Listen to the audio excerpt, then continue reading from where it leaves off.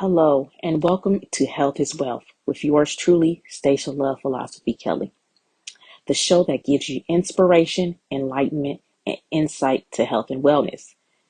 Today, I'm going to be talking about passion and interest. Be sure to listen all the way through for the details to get to know me and my journey with passion and interest. And for my YouTubers, make sure that you like, comment, subscribe, and hit that bell for notifications. Momo, did you hear something? Through the highs and the lows, just know you're not alone. 'Cause your health is your wealth. So for me, take care of yourself. It's the simple love philosophy. Take care of you for me. Yeah, it's a simple philosophy. Take care of you for me. Love, philosophy.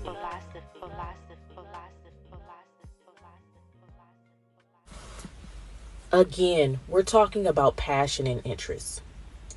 For my zodiac enthusiasts and my astrologists of the world, you know that right now, between November 3rd and November the 6th of 2021, it means that the new moon is in Scorpio. And so what this means for many of you guys that are not aware is that the world and the individuals in it will garner characteristics of a Scorpio. And those main characteristics is the passion, the desire, and the interest that Scorpios tend to have and live by from day to day. I am a Scorpio. And so this time period resonates with me because this is something that I live every day, not just in this period. But I want to share my experience with it. And I want you guys to be able to experience having a passion, interest, or desire for something. I know we've all felt this. But it's so different when you live and breathe it every day. To just wake up and say, I think that I'm interested in this particular thing. I'm going to pursue it. I remember as a child, I would just wake up and be like, I want to be an astrologist today or an astronaut. And upon having conversation with my father, I would just tell him, Dad, I want to be an astronaut. And the type of parents that I had, they would cultivate those interests within me. If I spoke to them about it, they were going to make it happen. So when Christmas came, my father, he bought me a telescope. And, you know, I lived in India, but I knew that I was going outside that night. Y'all wasn't going to tell me I wasn't going outside with that telescope. So I bundled up and I looked at stars at night. I want to tell you guys, during the winter months, do not take your butt outside to look at some stars. The night sky is not dark enough. It's very, the snow is reflecting off of the sky and it's hard to see. So I really just had to wait. But once I got to the point of where I could see stars, oh, it was so amazing for me.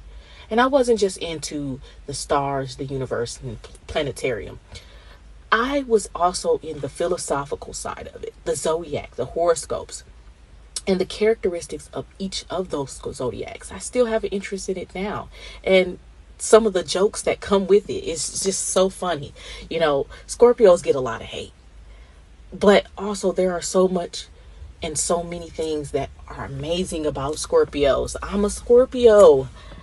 I have this strong desire and interest and passion within me about the things that I find interesting, the things that I get awareness about that bring me joy. I just want to jump right into it.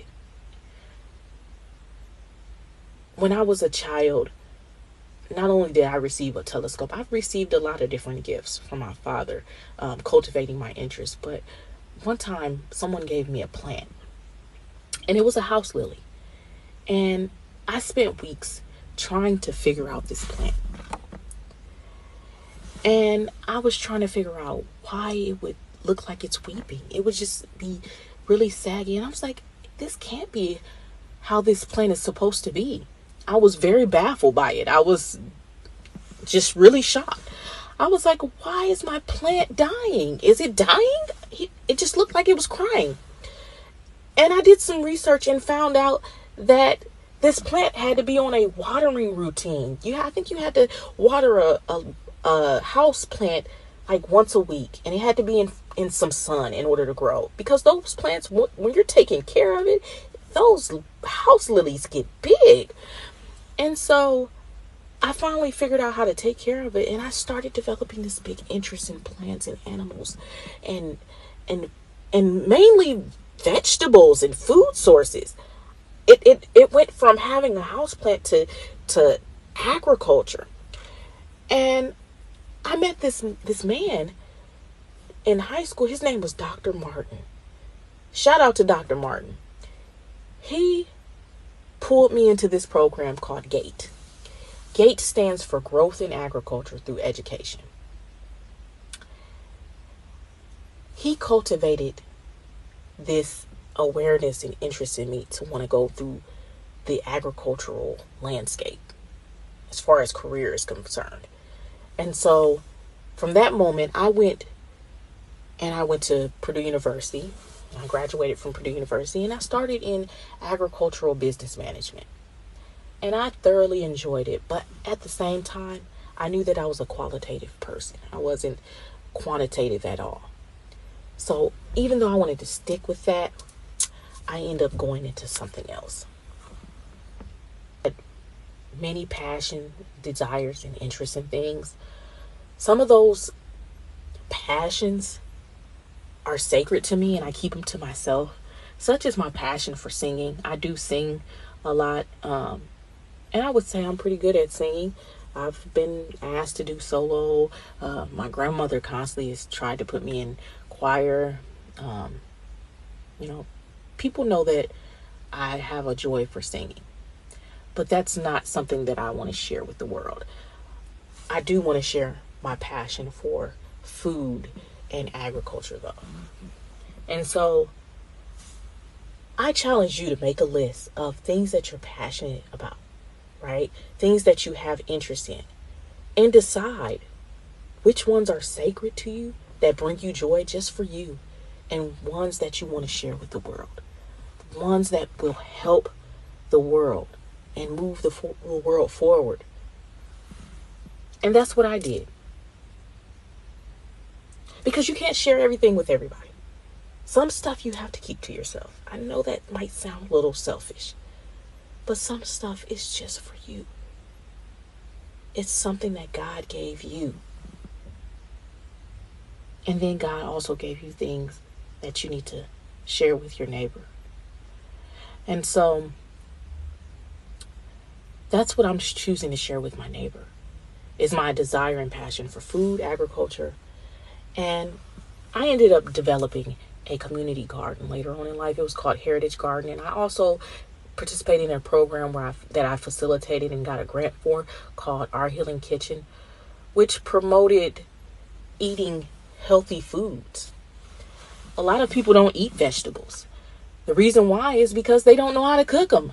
They don't know how to make it flavorful. They don't know how to make eating vegetables enjoyable. And so that is what that program was about. It was about cooking the vegetables in a way where it's healthy for you, and then it tastes good. Like, who doesn't want a nice tasty treat? And it also happens to be healthy. So yeah, I definitely want to challenge you guys to go after your passions, your interests, and desires. Make a list and decipher which ones you want to share with the world. And once you've done that, do your research on it. Find out everything there is to know about that particular interest or passion or desire, so that you're aware, so that you know what you're getting yourself into. That's something that's also been a part of my journey. It's making sure that I do the appropriate research for these things. Because you might get yourself into something and now you've spent too much money on it and you've figured out that you don't really like it. Or it's too dangerous for you. Or it creates trauma in your life. Or it could possibly give you PTSD, something that makes you remember something that's traumatic in your life. So it's important to definitely do your research when you're looking into your interests, your passions, and desires. And that's what I've learned as a person that is constantly coming up with things I want to become a participant of, right? Things that I want to possibly do just to see what it is and see if I actually enjoy it. That's pretty important. You have to do your research on these things. And then once you do your research, just do it. Don't let fear be the excuse for why you didn't live your life. Listen, when else will you do it? When else are you going to do the things that you love to do? Some things in life is just do it. You are wonderfully and fearfully made. God didn't inject you with fear. So why are you not doing or pursuing your passions, desires, and interests in life? Why? If the answer is that you're afraid, then I feel a deep sorrow for you. Because I actually know how that feels. Even though I am this person that lives by cultivating and promoting my interests and desires and passions in life, I also have experienced the element of fear. Fear has stopped me from doing a lot of things. A lot of people are like, Stacia, you're always doing the things that you want to do, despite some of your challenges. You're always doing it. Because I don't let things stop me from doing what I want to do. But I still fear some things. I don't know if I can do anything. But I know that I have to do something. I can't just sit around and not do these things that pop in my mind. I would drive myself crazy not to do them. Some people are beating themselves up right now for not doing the things that they want to do. Not doing the things that are on their bucket list. Not pursuing and servicing the community with their business because they know that idea would help the world. Why are you just sitting on that? Figure out how to get that out to the masses.